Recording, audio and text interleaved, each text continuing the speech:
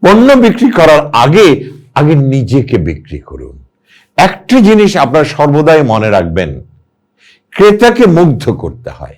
ক্রেতা তার কাছ থেকে কিনে যাকে সে পছন্দ করে বা যাকে সে ভালোবাসে। এবং কাকে ভালোবাসে? যার উপরে তার বিশ্বাস স্থাপন করে। আপনার শক্তি, আপনার আত্মবিশ্বাস, আপনার মর্যাদা, আপনার জ্ঞান, আপনার কার্টেসি আপনার সবচেয়ে বড় সম্পদ। প্রথমে ক্রেতার সঙ্গে সংযোগ স্থাপন করুন, তারপর পণ্য বিক্রি করুন। যখন ক্রেতা আপনাকে বিশ্বাস করবে, ব্যক্তিগতভাবে আপনাকে ভালোবাসবে, সেলস অটোমেটিক্যালি হবে। সেলসের জন্য আপনাকে কোনো তাড়া করতে হবে না। কিন্তু সেই কারণেই আপনাকে সবচেয়ে প্রথম যেটা দরকার, you must develop trust within your customer. ক্রেতা আপনি রয়ে যাবে, চিন্তা থাকবে না।